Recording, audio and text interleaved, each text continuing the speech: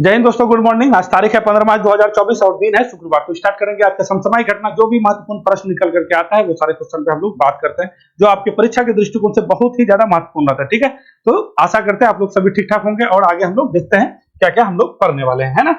और एक बार अपना चीजों को देख लीजिए कि आपके लिए क्या क्या इंपोर्टेंट रहने वाला है आज और क्या क्या चीज निकल करके आया। तो सबसे पहले ये जानिए, रणजी ट्रॉफी 2023-24 सीजन का खिताब जीत लिया है, मुंबई जीता है। ठीक है, विदर्भ को हरा करके और अच्छा खासा दिन बाद जीता है। और ये भी जानिए कि ये 42वां खिताब है इसका, ये भी जानिए। ठीक ठीक। और अब तक का रणजी ट्रॉफी का सबसे सफल टीम आपका मुंबई रहा है। 42वीं बार खिताब अपने नाम किया, मामूली बात नहीं है। आगे चलेंगे, नए चुनाव आयोग किससे नियुक्त किया गया है। देखिए, चुनाव आयोग में बहुत ज्यादा हल्ला गुल्ला चल रहा था, अरुण गोयल के बारे में पढ़ाए थे, ठीक है ना। तो ये सारा चीज होते हुए कल आपका नए चुनाव आयोग का क्या हुआ है भाई, नियुक्ति का घोषणा कर दिया गया है, जो बने हैं। तो यहाँ पे हम लोग जो भी है देखेंगे। एक देश एक चुनाव पर बनी समिति, देखिए ये समिति हम लोग के पूर्व राष्ट्रपति रामनाथ कोविंद की अध्यक्षता में बना था, 2023 में बना था सितंबर में। ये अपना रिपोर्ट राष्ट्रपति को सौंपा है, क्या क्या है, क्या क्या बोला है, क्या नहीं बोला है, ये चीज को हम लोग बिल्कुल भी देखने वाले हैं। दुनिया का पहला एआई सॉफ्टवेयर इंजीनियर, बहुत ये जो है चौंकाने वाला खबर आया है, और बोला है कि ये सॉफ्टवेयर डेवलप करेगा, कोडिंग करेगा, ठीक है। और अमेरिका का एक कंपनी, स्टार्टअप कंपनी, उसी के द्वारा बनवाया गया, ठीक है ना। तो ये थोड़ा सा इंजीनियरों के लिए बड़ा दुखद खबर है, ठीक है ना। किस देश के प्राइवेट कंपनी स्पेस वन की कैरोस रॉकेट, तो कैरोस रॉकेट नाम याद रखना है। ये क्या करते भैया, लॉन्च करते ही ये क्या हो गया, क्रैश हो गया। और वो देश के लिए थोड़ा सा ये दुखदायी खबर है। मानव विकास सूचकांक रिपोर्ट 2022 जारी किया गया है। इसको जारी किया जाता है यूएनडीपी द्वारा किया जाता है, ठीक है ना। और इसमें आपका लैंगिक असमानता के बारे में कहा गया है और मानव विकास सूचकांक के बारे में कहा गया। भारत का थोड़ा सा स्थिति गड़बड़ हुआ है, 135 से हम लोग कितना में पहुंच गए भैया, 134 में पहुंचे हैं, ठीक है। तो थोड़ा सा हम लोग के लिए क्या है ना, इंपोर्टेंट है। आगे चलेंगे, किस मंत्रालय ने इलेक्ट्रिक मोबिलिटी प्रोत्साहन योजना, ठीक है। तो क्या जानते हैं, इलेक्ट्रिक जो भी व्हीकल है उसको प्रोत्साहन देने के लिए केंद्र सरकार के द्वारा ये आपका शुरू किया गया। इसको देखेंगे। विश्व किडनी दिवस कब मनाया जाता है, और साथ साथ में आपका गणित दिवस भी मनाया जाता है। तो गणित दिवस को भी हम लोग देख लेंगे, है ना। चलते हैं आगे। अगला क्वेश्चन क्या भैया, ये पावितोरा वन्य जीव अभ्यारण्य आपका बड़ी चर्चा में रहा है, ठीक है। सुप्रीम कोर्ट तो जो है असम को क्या कर दिया, उसका अधिसूचना को रोक दिया है, ठीक है। तो थोड़ा सा आपका आ गया चर्चा में, क्योंकि गेंडा के लिए फेमस रहा है, बहुत ज्यादा गेंडा यहाँ रहता है घनी जनसंख्या में। तो देखेंगे, भारत सरकार ने अहमदाबाद के शहरों में रहने की क्षमता और गतिशीलता को सुधारने के लिए किस बैंक के साथ समझौता पर हस्ताक्षर किया। अच्छा खासा रुपया पर हस्ताक्षर हुआ है, ठीक है, एशियन डेवलपमेंट बैंक के साथ, ठीक है। तो ये थोड़ा सा हम लोग के लिए इंपॉर्टेंट है।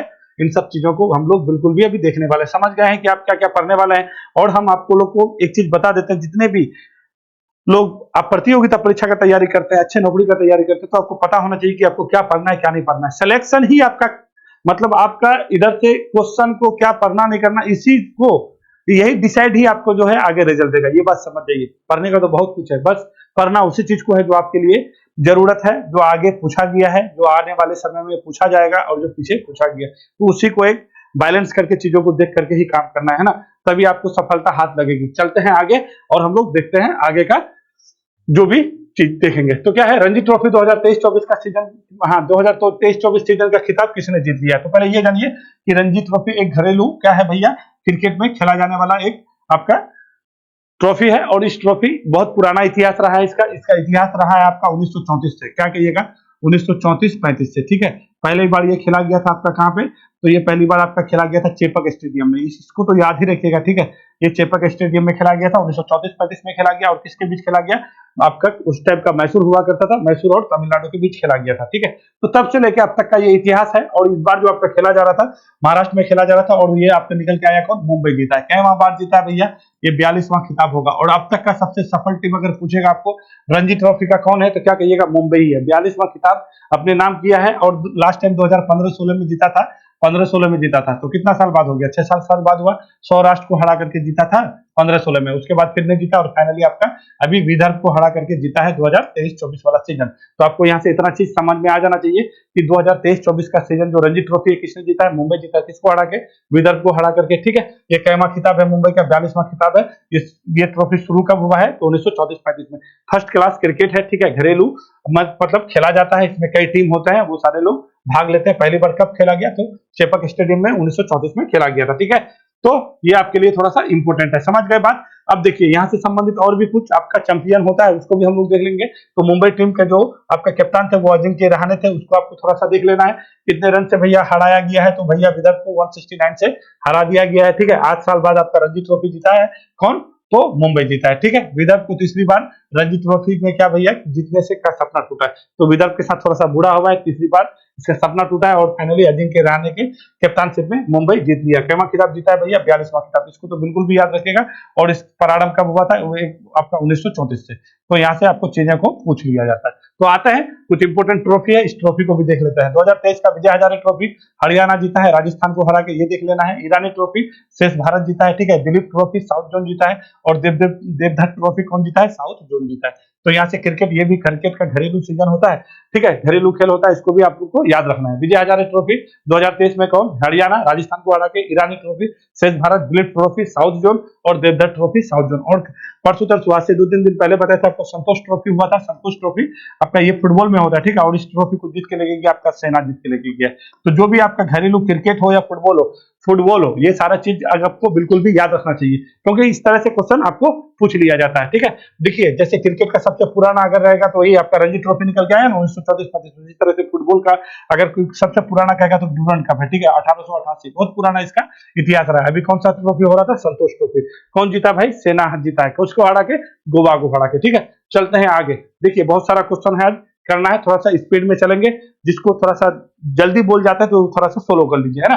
चलिए, नए चुनाव आयुक्त किसे नियुक्त किया गया है, ठीक है। तो सबसे पहले ये जानिए कि चुनाव आयुक्त की बात हो रहा है। एक होता है, देखिए, हम लोग का चुनाव आयोग, हम लोग का क्या है भाई? एक स्वतंत्र चुनाव आयोग है। और इस चुनाव आयोग का स्थापना होगा कहाँ पे? कहा गया? संवैधानिक बॉडी है, ठीक है। कब स्थापना हुआ था भाई? 25 दिसंबर 1950 को। उस टाइम हम लोग का जो चुनाव आयोग था वो कैसा था? एक सदस्यीय था। और हम लोग के पहले चुनाव आयुक्त कौन थे? तो सुकुमार सेन थे। ये तो पता ही है। हम लोग 25 तारीख को मतदाता दिवस भी मनाते हैं इसी की वजह से। तो पहले हम लोग का चुनाव आयोग जो था एक सदस्यीय था। 1988 में आपको एक दिन और बताए थे हम कि 61वां संविधान संशोधन हुआ था, ठीक है। कब हुआ था भाई? 1988 में। 1988 में 61वां संविधान संशोधन हुआ था, जहां पे जो वोटर है, वोटर का जो एज है, ठीक है, 18 साल से 21 साल से घटा करके कितना साल कर दिया गया था? 18 वर्ष कर दिया गया था। यानी मतदाता का आयु 21 वर्ष से घटा करके 18 वर्ष किया था। कौन सा संविधान संशोधन? 61वां संविधान संशोधन। कब? 1988 में। तो हुआ क्या कि अचानक बहुत सारे वोटर बढ़ गए और परिसीमन भी हुआ था 1988 के करीब, ठीक है। तो बहुत सारे वोटर बढ़ गया, मतदाता बढ़ गया, तो भैया इस चुनाव जो आयोग था इसको क्या है ना, काम बढ़ गया। काम बढ़ गया तो एक सदस्य बहुत सदस्य हो गया। तो पहली बार बहुत सदस्य चुनाव आयोग आपको कब देखने को मिलता है? 1989 में। मगर ये भी आपका चला नहीं, 1990 में फिर इसको क्या कर दिया जाता है? रोक दिया जाता है, ठीक है, भंग कर दिया जाता है। फिर 1991 में इसमें संशोधन हुआ, ठीक है, आपका चुनाव आयोग वाले में संशोधन हुआ। और 1993 से आपका फाइनली क्या है भाई? चुनाव आयोग बहुत सदस्य है। तो बहुत सदस्य होगा तो कितना होगा? तो क्या कहिएगा? एक मुख्य चुनाव आयुक्त तो होता है, एक मुख्य चुनाव आयुक्त होता है और 2 अन्य चुनाव आयुक्त होता है, ठीक है। तो अभी जिसके बारे में हम बात करेंगे यही 2 अन्य चुनाव आयुक्त के बारे में हम बात करेंगे। और इसी 2 में से आपका अरुण गोयल के बारे में बोले थे कि वो इस्तीफा दे दिया था, उसका नियुक्ति भी विवाद था और उसका इस्तीफा भी एक विवाद बन के चला गया, ठीक है। तो एक पहले थे वो सीट ही खाली हो गया था और ये आपका अरुण गोयल जी क्या कर दिए? इस्तीफा दे दिए। इसको लेकर के चुनाव आयुक्त जो हम लोग का जो चुनाव आयोग है खाली था तो उसको भरना है भाई, कौन भरेगा? तो देखिए, इसके बारे में ना हम डिटेल एक वीडियो में बताए हैं, पीछे वाले में देखिएगा, हेडिंग रहेगा, वहां देख लीजिएगा तो आपको ज्यादा समझ में आएगा, क्योंकि बहुत सारा चीज बताना है तो अभी इतना डिटेल नहीं करेंगे। देखिए, चुनाव आयुक्त का, मुख्य चुनाव आयुक्त हो या अन्य चुनाव आयुक्त हो, इसका नियुक्ति जब ये बना था, बनने से लेकर के आपका 2022 तक इसका सीन ये था कि प्रधानमंत्री के सलाह पर राष्ट्रपति नियुक्त कर दिया जाता था। बट 2022 में इसके साथ वही हुआ जिसके बारे में अभी आपको बोले ना कि ये अरुण गोयल का नियुक्ति भी थोड़ा सा विवादित था। एक तरफ रिजाइन दिया और 24 घंटा के अंदर वो चुनाव आयुक्त बन गए थे। इसी को लेकर के बहुत सारे लोग चले गए सुप्रीम कोर्ट में जाके बात रखा तो बात ये नजर में आया कि भाई इस तरह से चुनाव आयोग का नियुक्ति नहीं होना चाहिए, कुछ पारदर्शी होना चाहिए, कुछ इसका सिस्टम होना चाहिए। तो इस सिस्टम में क्या बोला सुप्रीम कोर्ट? बोला कि देखिए, इस जो भी चुनाव आयुक्त होगा या अन्य चुनाव आयुक्त होगा, ठीक है, उसका जो नियुक्ति होगा उसका इस तरह से होगा कि जो मुख्य न्यायाधीश है सुप्रीम कोर्ट का वो होगा, यानी सीजेआई होगा, ठीक है। उसके बाद प्रधानमंत्री होगा और उसके बाद कौन होगा भाई? लोकसभा का जो विपक्षी दल का जो नेता हो वो होगा, जैसे अधीर रंजन जी है, ठीक है, ये लोग होगा। तो ये क्या बोला? ये जो है ना आपका जो अब बीजेपी गवर्नमेंट है, जो अभी सत्तारूढ़ पार्टी है, वो क्या बोला? इस चीज को नहीं माना। तो उसने क्या किया? 2023 में ही एक आपका संविधान संशोधन लेके आया, मतलब आपका एक विधेयक लेके आया। उस विधेयक में आप उसमें क्या बोला कि सीजीआई को हटा दिया। सीजीआई के जगह में आपका क्या पे कैबिनेट का एक मंत्री रख दिया। क्या रखा भाई? कैबिनेट का एक मंत्री रखा, प्रधानमंत्री को रखा और साथ में लोकसभा के विपक्षी दल का नेता को रखा, ठीक है। और इस तरह से बिल पास कर दिया। और इसमें क्या बोला कि जो भी मुख्य चुनाव आयुक्त हो या अन्य चुनाव आयुक्त हो, उसका जो नियुक्ति होगा, नियुक्ति में जो चयन समिति के अध्यक्ष होंगे प्रधानमंत्री होंगे, प्रधानमंत्री के साथ एक कैबिनेट मंत्री होगा और लोकसभा में विपक्षी दल का जो नेता है वो होगा। चयन समिति ये तीनों मिल करके चयन करेंगे। चयन करने के बाद राष्ट्रपति क्या करेगा भैया? उसका आपका नियुक्ति करेगा। समझ गए बात। फिर चयन समिति, और ये चयन समिति भी कौन करेगा, एक खोज समिति होता है, तो उसको भी याद रखेगा। और इस खोज समिति के जो अध्यक्ष होते हैं वो कानून मंत्री होता है। तो ये भी आपका थोड़ा सा क्या है ना, विवाद में घिरा हुआ है कि सब लोग का मानना है कि जो सरकार है, जो रूलिंग पार्टी है, इस जो इलेक्शन कमीशन का जो भी आपका चुनाव आयोग का जो मुख्य आयुक्त है या अन्य आयुक्त है, जो भी चुनाव प्रक्रिया चीज है, ये सरकार के कब्जे में, क्योंकि एक कैबिनेट मंत्री उसी का, प्रधानमंत्री उसका, यहाँ पे तो बहुमत उसी का है। तो ये विपक्ष दल का नेता क्या करेगा, कोई काम है इसका, तो ये बेकार है। कल भी अधीर रंजन चौधरी यही बात बोला है, ठीक है। तो बहुत लोग इसको लेके जाने वाला है। आपका एक एडीआर संस्था है, ठीक है, आपका एसोसिएटेड डेमोक्रेटिक रिफॉर्म है, ठीक है, ये लेके जाने वाला है कहाँ पे भैया, इसको सुप्रीम कोर्ट में। की देखिए, ये आपको जो भी चुनाव आयोग में जो भी नियुक्ति होता है वो क्या है, स्पष्ट नहीं है, साफ सुथरा नहीं है। यहाँ पे एक ही जो सरकार रूलिंग पार्टी है उसी का कब्जा है। जब चुनाव आयोग में चुनाव आयुक्त और मुख्य चुनाव आयुक्त ही सही नहीं रहेंगे तो आप किस हिसाब से सोचिएगा कि आपका जो है चुनाव होने वाला है वो निष्पक्ष होगा, क्योंकि चुनाव आयोग का काम ही है निष्पक्ष चुनाव करना। तो ये बहुत ज्यादा विवाद में ये मुद्दा बना हुआ है। जो भी चीज यहाँ पे चीजों को आपको हम बताए हैं बिल्कुल भी याद रखिएगा, ठीक है। तो अभी जो नियुक्ति समिति होगा, ठीक है, चयन समिति के कौन है भैया, जो बिल पास कराया है उसमें प्रधानमंत्री कहिएगा कि प्रधानमंत्री की अध्यक्षता में चयन समिति में कैबिनेट के एक मंत्री होंगे और लोकसभा में विपक्ष दल के नेता होंगे।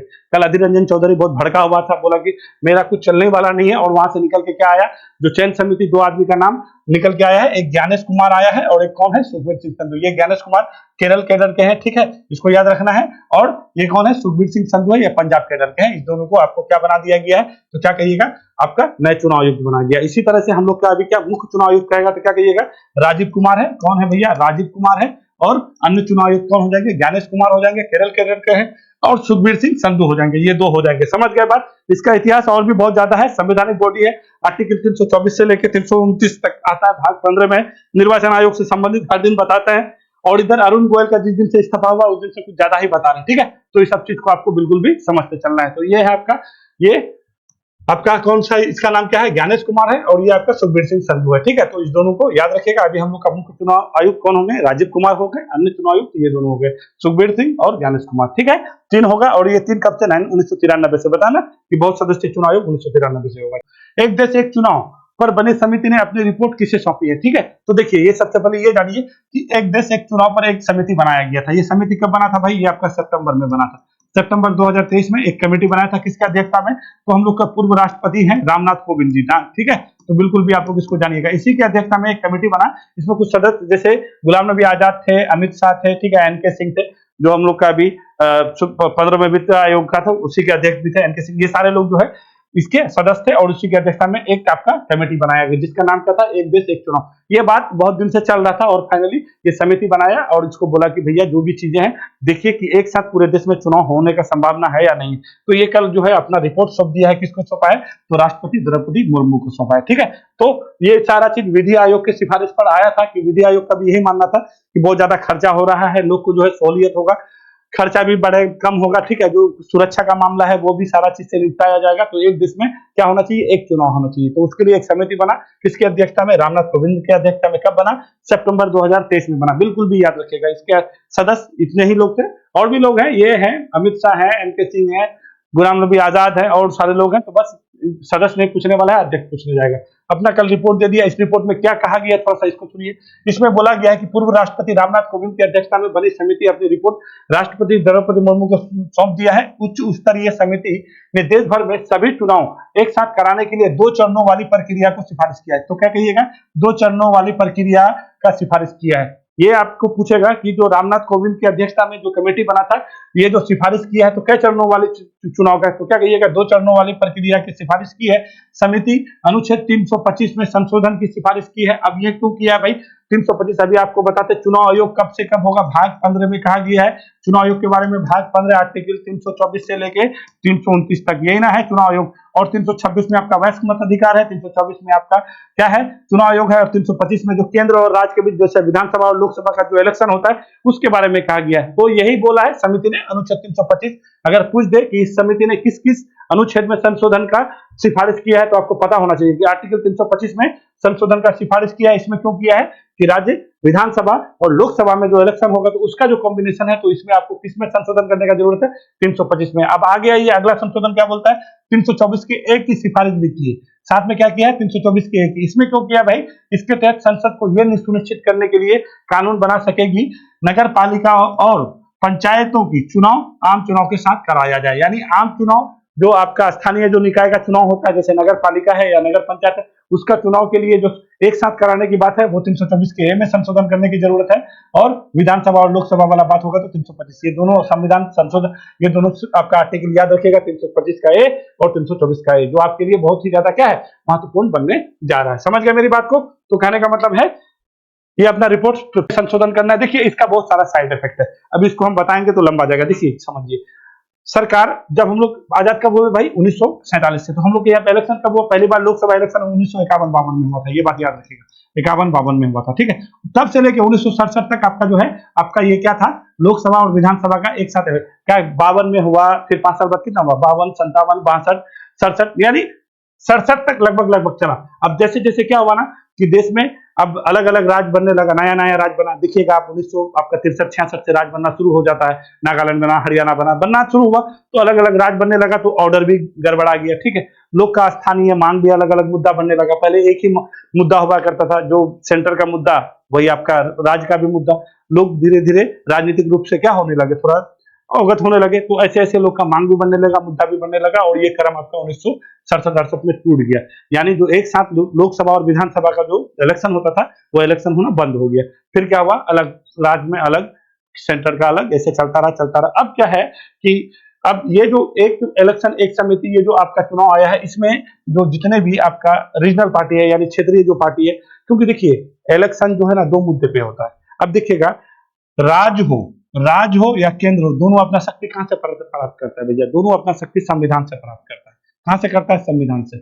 और ये बात जान लीजिए, संविधान से शक्ति प्राप्त जो करता है राज्य, ये क्या है, राज्य अपने आप में स्वतंत्र है, कुछ शक्ति है जो संविधान राज्य को देता है, जो केंद्र सरकार उस पर हस्तक्षेप नहीं करती है, तो इसका अलग मुद्दा होता है। जब संविधान राज्य जो शक्ति पाता है किससे, संविधान से, जो केंद्र उस पर कुछ चीजों पर कोई हस्तक्षेप नहीं कर सकता है, तो इसका भी तो अलग मुद्दा होगा। जब इसका अलग मुद्दा होगा तो इसका इलेक्शन भी अलग होना चाहिए। अगर साथ में हो जाएगा तो फिर इसका मुद्दा क्या हो जाएगा, गायब हो जाएगा, इसका मुद्दा क्या हो जाएगा, गायब हो जाएगा। तो विपक्षी लोग है उसका मानना ये है, और इसका कहने का मतलब ये है कि खर्चा बहुत ज्यादा बढ़ रहा है, जो सुरक्षा है वो ज्यादा हो रहा है, ठीक है, लोग जो है समय का बर्बादी हो रहा है, साल भर चुनाव खेल हो रहा है, ठीक है। तो इन सब लेकर के जो आपका सत्तारूढ़ पार्टी है उसका मानना ये चीज है, इसका मानना ये है, तो इसका मानना कहीं ना कहीं ऐसा ही है कि लोकसभा जो भी आपका स्टेट का जो असेंबली का इलेक्शन होता है, विधानसभा का इलेक्शन होता है, उसका मेन मुद्दा यही होता है कि भाई अपना रोजगार पे वो अपना वोट करता है, अपना रोड को लेके वोट करता है। लोकसभा का इलेक्शन में कभी रोड का मुद्दा लेके वोट थोड़े करता है। इसमें क्या है, क्योंकि देखिए अभी क्या बोला आपको, शक्ति कहां से रहता है, संविधान से, और सेंटर को क्या शक्ति दिया गया है, सेंटर के पास क्या शक्ति है भाई, विदेश नीति दिया गया है, सुरक्षा के बारे में दिया गया है कि नहीं है। यानी ऐसा मुद्दा जो मुद्दा आपका स्थानीय मुद्दा नहीं बनता है। स्थानीय मुद्दा में क्या, रोजगार चाहिए, नली चाहिए, पानी चाहिए, इन सब चीजों पे ये सब मुद्दा क्या हो जाता है, गायब हो जाता है। तो इस सब चीज को लेकर के अभी आपका मुद्दा गर्म है। कुछ लगभग 36 पार्टी था, इस पार्टी में से कुछ पार्टी सपोर्ट किया है, जैसे कांग्रेस है, कांग्रेस बोला सपोर्ट नहीं किया है, ठीक है, टीएमसी सपोर्ट नहीं किया है, आरजेडी सपोर्ट नहीं किया है, और बहुत सारे पार्टी सपोर्ट नहीं किया है, और बहुत सारे पार्टी सपोर्ट भी किया है। तो देखिए आगे क्या होगा, अगर ये सारा चीज सब कुछ ठीक ठाक रहा तो 2029 में जो आपका इलेक्शन होगा वो इलेक्शन आपका कौन सा होगा, तो क्या कहिएगा, एक साथ लोकसभा और विधानसभा का हो सकता है। बट अभी तो संभव नहीं है, अभी गया है, रिपोर्ट सौंपा गया है, फिर इस पे बात होगी, सारा चर्चा होगा, चर्चा होने के बाद जो भी चीज होगा तो ये होगा। देखिए दुनिया का पहला एआई सॉफ्टवेयर इंजीनियर का नाम क्या है, ठीक है, तो हम लोग इसको देखेंगे। दुनिया का पहला एआई सॉफ्टवेयर इंजीनियर कल आपका जो है निकल करके आया, इसको लॉन्च कर दिया गया। कौन जो लॉन्च किया भाई, इसका किस नाम से, तो डेविन नाम से। अब ये जानिए कि ये जो सॉफ्टवेयर इंजीनियर है, ये बंदा क्या करेंगे, आपको हम बताते हैं। ये बंदा क्या करेगा, मतलब जो भी आपका कोडिंग है, प्रोग्रामिंग है, ठीक है, मनुष्य से भी ज्यादा कहा जाता है कि इसके एक्यूरेसी होगा। देखिए ये कंपनी, ये अमेरिका का एक स्टार्टअप कंपनी है जिसका नाम है कॉग्निसेंट, ठीक है, ये आपका इस लैब में आपका डेविन नाम से सॉफ्टवेयर को लॉन्च कर दिया गया, ठीक है। तो ये बात समझ आइए, ये बहुत ज्यादा चिंता का बात आ गया बहुत लोगों के सामने, मगर चिंता नहीं लेना है, ठीक है ना, कि अब लोग का ये मानना है कि इस तरह से जब आपका एआई, आर्टिफिशियल इंटेलिजेंस ही आपका सॉफ्टवेयर डेवलप करेगा तो जो सॉफ्टवेयर इंजीनियर है वो क्या करेंगे, तो नहीं, उसका भी काम होगा। मगर ये बहुत ज्यादा चैलेंजिंग वाला चीज आ गया है कि आज के दिन में अब सारा चीज में किसका हस्तक्षेप हो रहा है, एआई का हस्तक्षेप हो रहा है। तो ये आपको बिल्कुल भी डेविन नाम याद रखना है। किस कंपनी ने बनाया है, तो क्या कहिएगा, कॉग्निसेंट लैब ने बनवाया है। कहाँ की स्टार्टअप है, तो यूएसए की स्टार्टअप है, ठीक है, यूएसए की स्टार्टअप है, उसी के द्वारा लॉन्च किया गया है। एआई से संबंधित हर दिन कुछ ना कुछ आपका अब आते रहेगा। अभी क्या बोले थे, भारत जो है अपना पहला क्या किया था भाई, टीचर किसका, आयरिश नाम से आपका क्या किया था, आयरिश नाम से आपका टीचर लॉन्च किया था। कहाँ पे? केरल में तिरुवनंतपुरम का एक स्कूल था, वहीं पे बताया था ना कि जो आपका मलयालम भाषा और अंग्रेजी भाषा में पढ़ाएंगे, ठीक है, बताए थे कि नहीं? तो ये सारा चीज है। यूएसए का क्या है भाई? स्टार्टअप कंपनी कॉग्निसेंस ने एआई सॉफ्टवेयर इंजीनियर लॉन्च किया है, ठीक है, तो कॉग्निसेंस याद रखिएगा, सॉफ्टवेयर इंजीनियर लॉन्च करने वाला पहला देश यूएसए हो जाएगा। नाम क्या है? तो डेविन नाम है। कौन कंपनी? तो कॉग्निसेंस कंपनी ने इसको लॉन्च किया है। तो चलते हैं आगे। अगला क्वेश्चन क्या है? देखिए, जो भी क्वेश्चन आपका जो ये सब हो रहा है ना, बहुत बहुत इंपॉर्टेंट बात हो रहा है। आगे चले। किस देश की प्राइवेट कंपनी ने स्पेस वन की कैरोस रॉकेट उड़ान भरने के तुरंत बाद ही विस्फोट हो गया? देखिए, ये जो है ना, ये पहली प्राइवेट कंपनी थी, ठीक है, स्पेस वन कंपनी है, उसका पहली उड़ान था कैरोस, इसका रॉकेट था और ये जापान का था। समझ जाइए, यानी कहने का मतलब है ये भी अमेरिका की तरफ जा रहा था। अभी प्राइवेट जो आपका जो भी अंतरिक्ष एजेंसी है, जो प्राइवेट कंपनी जिसका दबदबा है पूरे विश्व में, तो सबसे पहले यूएसए में है, और सबसे बड़ा तो आप देख ही रहे हैं एलन मस्क का स्पेस एक्स है, यूएसए। दूसरे नंबर में आपका चीन है, चीन भी है, और तीसरे नंबर में कौन है भाई? फ्रांस है, ठीक है। और चौथा नंबर अगर ये सफल हो जाता जापान का, तो ये चौथे नंबर का ऐसा देश हो जाता। हम लोग हैं, बट हम लोग अभी नहीं गए, हम लोग का भी स्काई रूट है ना, एरोस्पेस नहीं है, ये है। तो अभी हम लोग कुछ सैटेलाइट लॉन्च करने वाले नहीं थे, एक बार हम लोग किए हैं, ठीक है, 2022 में इस तरह का लॉन्च हुआ था, आप लोग को पता हो जाएगा, अब विक्रम एस करके नाम से, ठीक है, विक्रम एस से किया था, ठीक है, आपका स्काई रूट किया है, ठीक है। तो वो हम लोग क्या कर रहे थे? हम लोग लेके नहीं जा रहे थे सैटेलाइट, ये सैटेलाइट लेके जा रहा था, और ये लोग यूएसए का तो ये तो बढ़ते रहता है, चीन के भी प्राइवेट कंपनी ये भी सैटेलाइट पहुंचा दिया है, फ्रांस का भी पहुंचा दिया है, अब ये जापान लेके जा रहा था। कौन सी कंपनी? इसका स्पेस वन। कौन सा रॉकेट से? कैरोस से, ठीक है।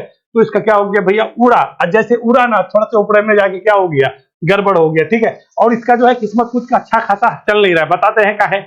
अभी आज कुछ दिन पहले जो है ना, ये सीलिंग किया था smart lander investigating moon mission, ठीक है, ये भी किया था, ये भी इसका जो है चंद्रमा में पहुंचने वाला 5वां देश तो बन गया, मगर इसके साथ ये भी जो है ना, कोई बोलता है कि नहीं हुआ है, कोई कुछ और, मगर ये भी इसका विवाद में बना हुआ है। और फाइनली देखिए, इतना गया और जाते जाते ये कितना 59 फुट ऊंचाई पर जाकर के आपका ये कैरोस जो था, आपका रॉकेट था, ये क्या हो गया? फट गया, बरस्ट हो गया।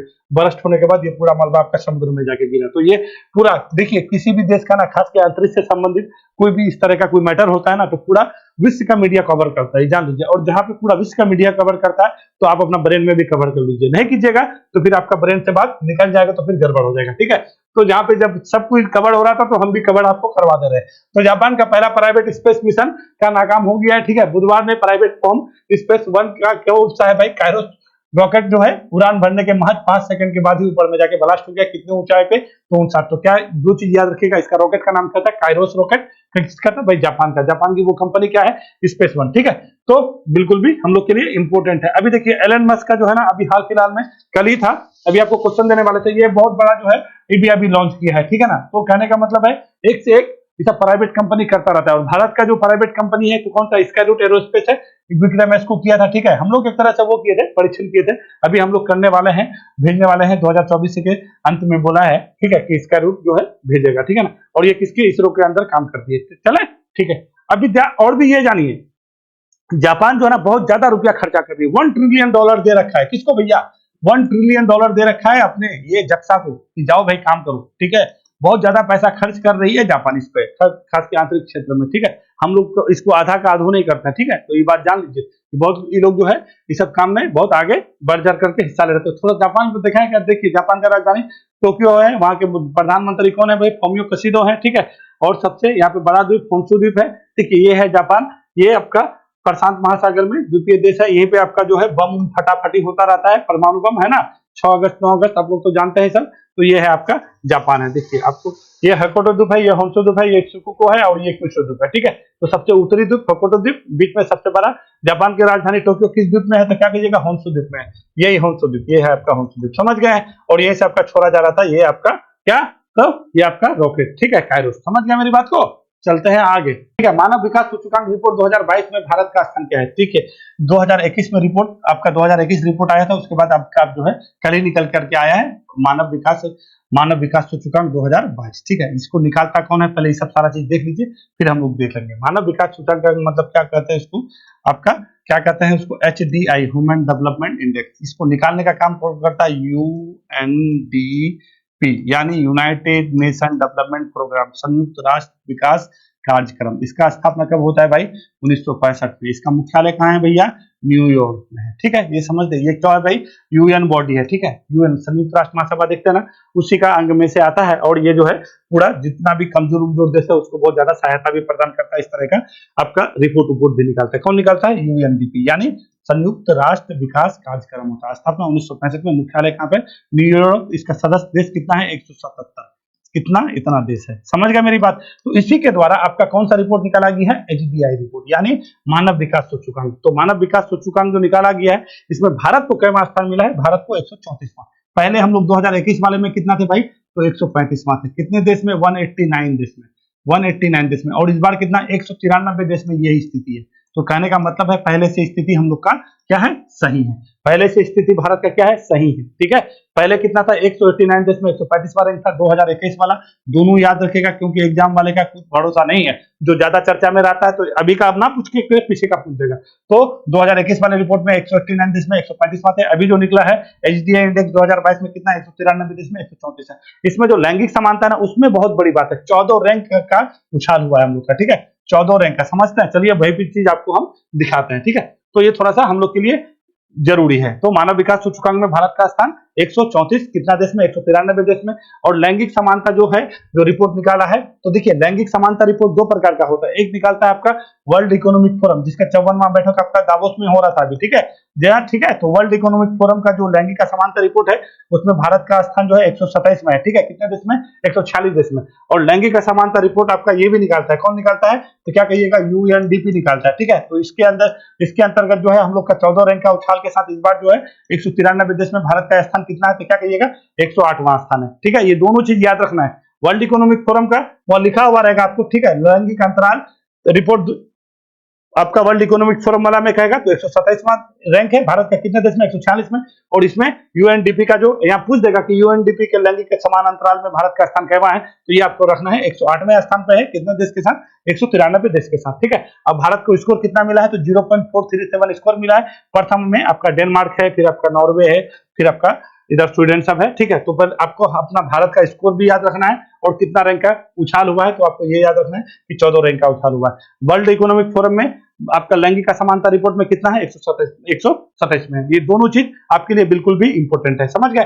अब आते हैं यूएनडीपी की एचडीआई इंडेक्स में 193 देश में भारत 134वें रैंक पर हासिल किया। भारत को स्कोर कितना मिला है? तो क्या कहिएगा? 0.664। नंबर 1 में कौन है? स्विट्जरलैंड है। कौन कहिएगा? स्विट्जरलैंड है। बहुत बार आपको ये पूछ लिया जाता है कि नंबर 1 में कौन है, तो स्विट्जरलैंड है। भारत का स्कोर कितना है? 0.664 है। देखिए नंबर 1 स्विट्जरलैंड, नॉर्वे, आइसलैंड। ठीक है, तीन तो याद रखिएगा। नंबर 1 में स्विट्जरलैंड है सबसे अधिक, मतलब मानव विकास सूचकांक में। दूसरे नंबर में कौन? नॉर्वे। तीसरे नंबर में आइसलैंड, फिर डेनमार्क में आ जाइएगा। वहीं पे आपका लैंगिक असमानता में पूछेगा, यूएनडीपी का लैंगिक असमानता में नंबर 1 में कौन है? तो आपका डेनमार्क है, फिर नॉर्वे है, फिर से आपका ये सब सारा चीज है। तो 2-3 को आपको बिल्कुल भी याद रखना है। और सबसे घटिया किसका स्थान है? तो सोमालिया का है। ठीक है, सोमालिया को आपको पता होगा, यहाँ पे आपका अफ्रीका में सोमालिया का है, दक्षिणी सूडान का है। ठीक है, और इधर आपका अगर आइएगा तो आपका यमन का है। ठीक है, ये सबका हालत बहुत गड़बड़ है। ठीक है ना, सबसे नीचे स्थान पे। तो नीचे स्थान पूछता नहीं है, बट आपको एक हम जानकारी के लिए बता दे रहे हैं। अगर मानव विकास सूचकांक में सबसे निचला पायदान पूछेगा तो क्या कहिएगा? सोमालिया है, दक्षिणी सूडान है, यमन है। ठीक है, इस तरह आपका फिर अफ्रीका जो आता है वो आता है, और यहाँ पे कहिएगा तो यमन है नंबर 1 में। इसमें आपका कौन सा है? तो डेनमार्क है। भारत का स्थान 108 में। कैमा पायदान उठे हैं? तो 14 पायदान हम लोग छलांग लगाए। ठीक है, और भारत को स्कोर कितना आया है? 0.664 आया है। भारत का जीवन प्रत्याशा याद रखिएगा बिल्कुल भी, मतलब औसत जीवन भारत का कितना है? तो 67। देखिए औसत आयु कितना है? यही तो मापदंड में मापा जाता है। तो 67.7%, 67.7 वर्ष जो है हम लोग का क्या है भाई? औसत प्रत्याशा जीवन है। ठीक है ना, प्रथम स्थान पर तो आपको बता ही चुके हैं। चलिए यहाँ पे आइए, संयुक्त राष्ट्र का मानव विकास सूचकांक पर भारत की रैंकिंग 2022 में एक स्थान सुधरा है। ठीक है, जो पहले आपको बोल चुके हैं कि पहले हम लोग का 135 था, 189, 191 देश में, और अभी 193 देश में कितना है भाई? 134 में है। ठीक है, तो पहले से कहीं ना कहीं हम लोग ठीक है। मानव विकास सबसे निचले पायदान पर आपको तो बता ही चुके हैं। ये कौन है भाई? नाइजीरिया है, दक्षिण सूडान है। ठीक है, अफ्रीका गणराज्य है, दक्षिणी सूडान, चाड, बुरुंडी, अफगानिस्तान, यानी अफ्रीका का जो भी कंट्रीब्यूशन है उसका हालत गड़बड़ है। ठीक है, तो एचडीआई सूचकांक और भी बहुत सारा सूचकांक हम पहले भी पढ़ाए हैं, अभी हम रिवीजन नहीं कराएंगे क्योंकि ज्यादा लंबा हो गया है। ठीक है, किस मंत्रालय ने इलेक्ट्रिक मोबिलिटी प्रोत्साहन योजना 2024 की घोषणा की है, ठीक है। तो ये आपका इलेक्ट्रिक मोबिलिटी प्रोत्साहन योजना आपका कौन किया, भारी उद्योग मंत्रालय के द्वारा किया गया, 4 महीना के लिए किया गया, ठीक है। 500 करोड़ रुपए के खर्चा के साथ 4 महीना, यानी आपका कितना, 1 अप्रैल से शुरू होगा, 31 जुलाई तक चलेगा। और जो भी भैया आपका खासकर 2 व्हीलर 3 व्हीलर के लिए सरकार जो है भारी उद्योग मंत्रालय के द्वारा ये आपका चलाया जा रहा है, ठीक है। तो जिसको भी लेना है चले जाइए, अपना चीजों कीजिए, सरकार कुछ ना कुछ रियायतें देगा, ठीक है। भारी उद्योग मंत्रालय ने देश में विद्युत चालित वाहन को बढ़ावा देने के लिए इलेक्ट्रिक मोबिलिटी प्रोत्साहन योजना 2024 की घोषणा की है। इस योजना के तहत 4 महीने में 500 करोड़ के कुल परिव्यय किए जाना है, जो 1 अप्रैल से 31 जुलाई तक है, ठीक है। इसके अंतर्गत क्या है ना भाई, ई रिक्शा, कार, ठीक है, L5 मोटर वाहन सहित इलेक्ट्रिक 2 पहिया वाहन और 3 पहिया इलेक्ट्रिक 3 पहिया वाहन क्या भी स्वीकृत होगा। तो ये बिल्कुल भी याद रखिएगा, सरकार द्वारा कितने करोड़ रुपया, 500 करोड़ रुपया के साथ भारी उद्योग मंत्रालय के द्वारा इलेक्ट्रिक वाहन 2024 प्रोत्साहन योजना शुरू किया गया है। समझ गया मेरी बात को, कौन कौन सा इसमें आएगा, पूछेगा कि जो अभी आपका चलाया जा रहा है इलेक्ट्रिक मोबिलिटी प्रोत्साहन योजना, इसमें से कौन कौन सा, 4 व्हीलर दे देगा, फंस जाइएगा, याद रखिएगा, 2 व्हीलर है, 3 व्हीलर है, ठीक है ना। और एल जो है आपका 5 वाला जो मोटर है वो है, ये कब तक चलेगा, 4 महीना तक के लिए दिया। कितना करोड़ रुपया खर्चा, 500 करोड़ रुपया खर्चा। आगे चलते हैं, विश्व किडनी दिवस। देखिए किडनी की तो बिल्कुल भी जानिए भैया, ठीक है, सेहत का बात है तो थोड़ा बिल्कुल भी समझिएगा। और मैं कोई डॉक्टर नहीं हूँ, आपको सलाह नहीं दे रहा हूँ, बस जानकारी साझा कर रहे हैं, ठीक है। तो ये क्या है ना भैया, ये किडनी दिवस, किडनी कहने का मतलब ये है कि कोई भी पुरुष हो या स्त्री हो, मानव शरीर में 2 किडनी होता है, ठीक है, एक जोड़ा होता है जिसका वेट आपका 160 ग्राम से लेके 170 ग्राम तक होता है, ठीक है। इतना तो आप लोग जानते हैं। इसका काम क्या है भाई, कि हमारे शरीर में, हमारे ब्लड में जो भी अधिक, ब्लड में जो अधिक वाटर पानी होता है या अपशिष्ट पदार्थ है, अवांछनीय जो भी आपका अब लवण, जो भी अवांछनीय पदार्थ आपके ब्लड में रहता है, उसको छानने का काम आपका किडनी करता है। यानी कहने का मतलब ये हुआ कि आपके ब्लड को शुद्ध करने का काम, जो भी अपशिष्ट पदार्थ है आपके शरीर से बाहर निकालने का काम कौन करता है, किडनी करता है। अगर किडनी नहीं रहे आपके शरीर में, अगर किडनी आपके शरीर में सही काम नहीं करे, तो आपके शरीर में जो भी अपशिष्ट पदार्थ है, अवांछनीय पदार्थ है, वो कोई भी हो, ठीक है, एसिड हो, कुछ भी चीज हो, ठीक है ना, रसायन हो, वो सारा आपके बॉडी में जम जाएगा। जमने के बाद क्या हो जाएगा, आपका सांस लेने में दिक्कत होगा, आपका एरी में सूजन आ जाएगा, है ना, आपको जो है उल्टी होगा, है ना, आपका मतलब बहुत तरह का बीमारी। नहीं, लोग बोलता है कि किडनी फेल हो गया तो आदमी क्या, सूजन होने लगा, तो पैर सूजने लगता है, उल्टी होता है, बहुत सारा चीज में दिक्कत होता है। तो किडनी का काम यह है कि आपके ब्लड को, मतलब 1 घंटा में 12 बार पूरे आपके ब्लड को छानता है। समझ जाइए कितना जबरदस्त काम करता है ये आपका किडनी। और ये किडनी अगर आपका 12 बार छानता है, और यहाँ पे जो भी आपका, जो हम लोग का यूरिन बोलते हैं ना, हम लोग की क्या बोलते हैं उसको भैया, अरे पेशाब जो बोलते हैं, ठीक है, तो वही कहने का मतलब है यूरिन, ठीक है ना। तो यूरिन जो है निकालने का काम यही आपका किडनी करता है, ब्लड को छानता है, ब्लड से जो अपशिष्ट पदार्थ होता है, ब्लड में जो अधिकतम आपका जो वाटर होता है, उसको अलग करके, छान करके अलग उसको मूत्राशय की तरफ लेके जाता है, और फाइनली आपका मूत्र बनाने का काम यही आपका किडनी ही करता है। यानी अपने बदन को स्वस्थ करने का काम किडनी है, और बिल्कुल भी इंपॉर्टेंट है। इसी को जागरूक करने के लिए जो है विश्व किडनी दिवस मनाया जाता है आपका 14 मार्च को। देखिए ये 2006 से मनाया जाता है, और इसको तो बिल्कुल भी जानिएगा भैया, बहुत इंपॉर्टेंट है। सेहत नहीं रहेगा तो कुछ नहीं रहेगा, कुछ नहीं कर सकते हैं। तो ये जो है ना किडनी दिवस आपको कब मनाया जाता है, मार्च के दूसरे बृहस्पतिवार को प्रत्येक वर्ष मनाया जाता है, ये याद रखिएगा। किडनी स्वास्थ्य और समान कार्यों को प्रभावित करने वाली विभिन्न बीमारियों के बारे में लोगों को जागरूक करने के लिए प्रत्येक वर्ष मार्च के दूसरे बृहस्पतिवार को विश्व किडनी दिवस मनाया जाता है। इस वर्ष किडनी दिवस का थीम क्या है भाई, सभी के लिए किडनी एवं स्वास्थ्य, ठीक है। तो इस बार का क्या है, सभी, इस बार का थीम क्या है, सभी के लिए किडनी और स्वास्थ्य। देखिए किडनी क्या है ना, किडनी कहने का मतलब यही आपको तो बोल ही दिए, एक उत्सर्जी तंत्र है, उत्सर्जी अंग है। हम लोग के बॉडी में अधिक मात्रा में जो आपके ब्लड में पानी हो जाता है, या अपशिष्ट पदार्थ, अवांछनीय पदार्थ है, केमिकल है, कोई भी रसायन हो, उसको छानने का काम कौन करता है, किडनी करता है। अगर किडनी नहीं छानेगा तो आपके शरीर में सब कुछ जमा हो जाएगा, आप मर जाइएगा। नहीं तो ये बात समझ जाइए। तो आपको किडनी स्वस्थ रखना है, धूम्रपान नहीं करना है, गड़बड़ काम नहीं करना है, ठीक है, जिससे आपका क्या रहेगा भैया, किडनी स्वस्थ रहेगा। इस बार का थीम क्या है, सभी थीम, इस बार का थीम क्या है, सभी के लिए किडनी स्वास्थ्य है, ठीक है। पहली बार विश्व किडनी दिवस 2006 में बनाया गया था, और इसी 14 मार्च को आपको गणित दिवस भी मनाया जाता है, जिसको पाई दिवस कहते हैं। तो याद रखिएगा, अगर विश्व गणित दिवस को पूछेगा तो क्या कहिएगा, 14 मार्च है। और दूसरी बात है आपका जो है एगो एबल पुरस्कार दिया जाता है गणित के क्षेत्र में, लुईस कैप्रेली को 2023 का दिया गया है। तो ये भी याद रखिएगा, विश्व गणित दिवस, पाई दिवस, और इसी 14 मार्च को जो है आपका ये हो गया। राष्ट्रीय गणित दिवस एक आता है जो 22 दिसंबर को मनाता है। तो ये दोनों ये आपका अलग है, ठीक है। तो विश्व गणित दिवस 14 मार्च को, और राष्ट्रीय गणित दिवस आपका कौन सा हो जाएगा, 22 दिसंबर को। ये नहीं, रामानुजन के इस पे जन्म दिवस पे ये चीज मनाया जाता है ना, तो याद रखना है। तो क्या कहिएगा, विश्व किडनी दिवस पर मार्च के दूसरे बृहस्पतिवार को विश्व किडनी दिवस प्रत्येक वर्ष मनाया जाता है। चलते हैं आगे। अगला क्वेश्चन क्या है भाई, पाबीतोरा वन्य जीव अभ्यारण्य किस राज्य में? देखिए, पाबीतोरा वन्य जीव अभ्यारण्य को लेकर के थोड़ा सा आपका चर्चा में क्या है, सुप्रीम कोर्ट जो है ना असम सरकार के जो है अधिसूचना को जो वापस ले रहा था। देखिए 1998 के अधिसूचना को असम सरकार वापस ले रहा था। क्यों ले रहा था भैया? अब उसका कोई इंटरनल कुछ चीज होगा, जो भी चीज है उतना नहीं जाएंगे, बट ये जानिए कि इसको सुप्रीम कोर्ट ने क्या कर दिया, रोक लगा दिया, जिसके चक्कर में ये आपका आ गया है चर्चा में। और यहाँ पे क्या रहता है, जो एक सिंग वाला गंडा देखते हैं ना, जो हम लोग मानस पढ़ते हैं, है ना, जो रहता है आपका असम में है, ठीक है। तो इसी तरह से यहाँ बहुत ज्यादा घनी आबादी में आपका एक सिंग वाला गेंडा रहता है, और ये आपका कहाँ पे है, असम में है। तो चर्चा में बन गया, तो मैं सोचा कि आपको एक बार हम बता देते हैं। तो पाबीतोरा वन्य जीव अभ्यारण्य अगर आपको कभी पूछ ले कि किस राज्य में है, तो क्या कहिएगा, असम में है। चलिए, असम में और भी कुछ वन्य जीव अभ्यारण्य है जो आपको पूछता रहता है। तो 7 राष्ट्रीय उद्यान वहां पे जैसे दिहांग है, पटकई है, रायमोना है, काजीरंगा है, मानस है, नमेरी है, ओरंग है और डिब्रू सखोवा शामिल है, ठीक है। तो इतना सारा देखिए, कुछ याद कर लीजिए, नहीं तो इसको लिख लीजिए। असम का जो बिल्कुल भी पूछते ही रहता है आपको। सबसे पहले दिहांग कहिएगा, पटकई, रायमोना, काजीरंगा, मानस, नमेरी, ओरंग और डिब्रू सखोवा, सब नेशनल पार्क कहाँ पे है, तो क्या कहिएगा, आपका असम में है। और अभी क्या बताए थे आपको हम, तो क्या कहिएगा, पाबीतोरा वन्य जीव अभ्यारण्य। और यहीं पे अगर आपको उधर लेके चला जाइएगा, कहाँ पे, अरुणाचल प्रदेश में, तो पक्के टाइगर है, नम्फा दफा है ना, पक्के है, नम्फा दफा है, और कौन सा है, ओरंग तो यहीं पे आपका हो गया, असम में है, ठीक है। तो पक्के टाइगर रिजर्व बहुत बार पूछता है, इसको याद रखिएगा, वो आपका कहाँ पे है, वो अरुणाचल प्रदेश में। चलते हैं आगे। अगला क्वेश्चन देखिए, अगला क्वेश्चन क्या है भैया, अगला क्वेश्चन है, भारत सरकार ने अहमदाबाद के शहरों में रहने की क्षमता और गतिशीलता में सुधार के लिए किस बैंक के साथ समझौता पर हस्ताक्षर किया है? तो देखिए, अभी जो है ना, कल ही का बात है ये, भारत सरकार के द्वारा अहमदाबाद शहर को क्या करना, वहां पे रहने के मतलब डेवलप करना है, ठीक ना, एक तरह से समझ आइए कि शहर को रहने की क्षमता और गतिशीलता को सुधार के लिए एशियन डेवलपमेंट बैंक के साथ भारत सरकार क्या किया भैया, हस्ताक्षर किया है, ठीक है। अब चलते हैं एडीबी के बारे में आपको थोड़ा बता देते हैं, और पहले ये समझिए कि कितना रुपया का ये समझौता हुआ है। अहमदाबाद शहर कहाँ पे है, गुजरात में है, ठीक है। कितना रुपया का भैया खर्चा होने वाला है यहाँ पे, तो क्या कहिएगा, बहुत जबरदस्त खर्चा करना, 181 मिलियन, ठीक है। 181 मिलियन अमेरिकन डॉलर का ऋण पर समझौता हुआ है।